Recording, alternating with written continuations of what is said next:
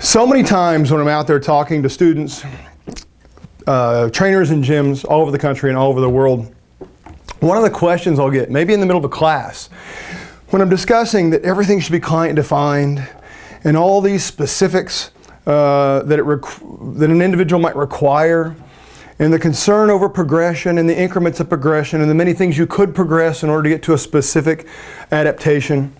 And sometimes people that I think are overwhelmed just raise their hand and they go, why are we worrying about all this? What we're doing now seems to work. And that's a really interesting statement.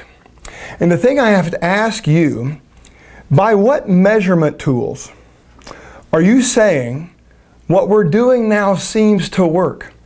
Because I would suggest to you that's a very, very superficial, almost flat earth type of perception. Flat earth, you know what I mean? It's like, well, look, there's all the evidence you need. The earth looks flat. Just look on the horizon, look across the ocean. You get the analogy.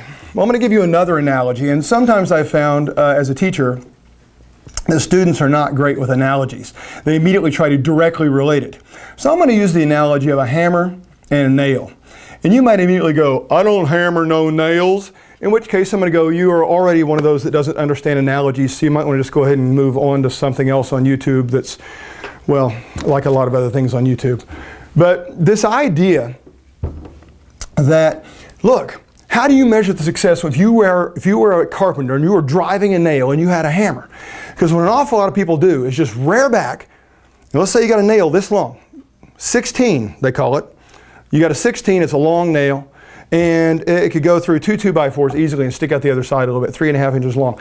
And you just hold it and you're going to whack it as hard as you can because you're thinking the harder I hit it, the quicker I'm going to get it in there.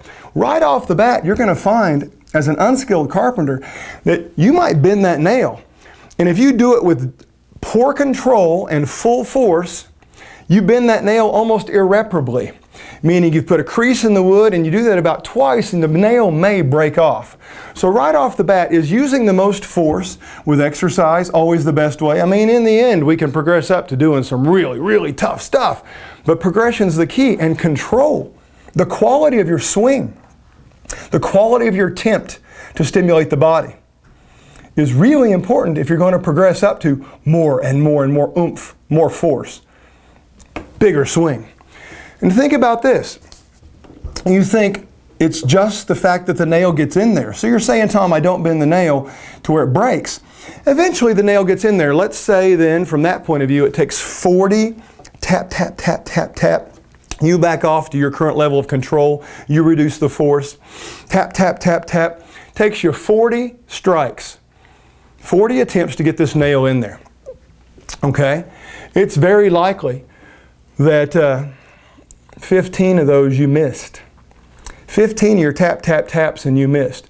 What's the problem with that? Well, sometimes when you miss, you hit your finger. That has its own repercussions. So there's a risk, there's a cost benefit to even to your lack of control there, and the learning curve associated with that. 10 of those times you could have still bent the nail, that it just kind of bent a little bit. It didn't bend all the way over like when you went crazy with the hammer. So there's still 10 times that you had to stop and straighten this thing, and each time you straighten it's never as straight as it was before. It's never as good as it was before, as if you had more control even with those little tap, tap, taps. And then finally, after bending it, after straightening it, after missing it, and some of the times you miss, this is one of the funny things, I actually put myself through college building houses, and one of the things I did was as a framing or a rough carpenter, where you're putting up the part you see as the walls, the 2x4s. And it's really funny because the master guys, the guys who've been doing this their whole life, would make fun of us if we had a whole bunch of hammer tracks in the wood around the nail. It's like, oh, what are you doing? You're hitting the wood more than you're hitting the nail. And it was a joke to them. So even though I got the nail in, it was a sloppy loser job to them, like a rookie. So it's really funny, and that's just framing carpenter, rough end carpentry. If you're actually a finished carpenter and you're putting in really expensive oak, really expensive rosewood, something for the trim inside of this house, and you miss that nail and you hit that wood, that's expensive. that whole piece of wood goes away and they're bringing a new one in, because nobody's paying for an expensive house with a bunch of hammer tracks all over their beautiful, expensive woodwork. So there are repercussions to this thing. And what are we talking about here? We're still talking about exercise. We're still talking about how much of what we do in the gym is actually purposeful for driving that nail, for reaching this goal. How much of it is actually some version of cost or risk that we're just able to tolerate, just like straightening the nail out, but we're never quite the same as we were before. How much of it's just a waste of time? Think about this. The nail gets in. You go, yay, success. The master carpenter goes, hey, dude, you wasted so much money. It took you longer to drive that nail and fix your mistakes and mess up the wood. I could have done it in 3 swings and had that nail perfectly seated. And ultimately, that's part of how he measures the success of driving a nail, guys.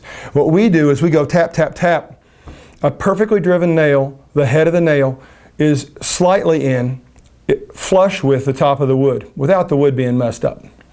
Because with that nail sticking out at all, it doesn't do the same job of holding the wood together. So I see nails all the time, metaphorical exercise nails, where the person never actually completed the thing. They kind of did conversational lifting, just kind of messing around, wasting their time, not focusing, and never really getting out of a workout what they could as if they'd focused. I see people do a pretty darn good job, and in the 45 minutes or an hour they're pretty solid in what they're doing, controlled, right amount of progressed effort. But I see people also, there's occasionally this overzealous carpenter who after the nail gets seated keeps beating the crap out of it till it's a 1/4 of an inch down into the wood, and the wood's all messed up and the nail's so far down in there that you can't see it anymore. That's a little excessive. Okay? How many times do we go in and beat the crap out of someone with exercise who's not yet prepared for it? And the repercussions for that individual become huge. And if nothing else, they simply learn that they don't like exercise because of that version of it. And that's a really, really crummy thing for them because they may not return to it. When a reasonable amount of exercise for them at their level of progression with their individual idiosyncrasies inside, structural variances and all those things, we could have allowed for them and created client-defined custom-fit exercise, and they'd still be around. Improving their health. So one other analogy, if that was all lost on you because you're like, I don't know about nails and hammers, and none of that made any sense, I couldn't even follow him. Here's a simple one for you. Let's go to a little kid in milk. You got a 2-year-old. He's got a gallon of milk. Now, what's the measurement of success for, I got the milk in my cup, Mommy? Because he picks up the gallon, and in the process of getting some of it in the cup, half of it goes on the floor. He ends up dropping the jug. The rest of it goes on the floor on the other side of the kitchen. But look, there's some milk in here. It's kind of the same thing. We are so happy with such low standards. What we think works very many times has created more harm than benefit in the long term. So all I'm saying is that as an exercise professional, there's a lot more to it than the superficial version of what seems to work.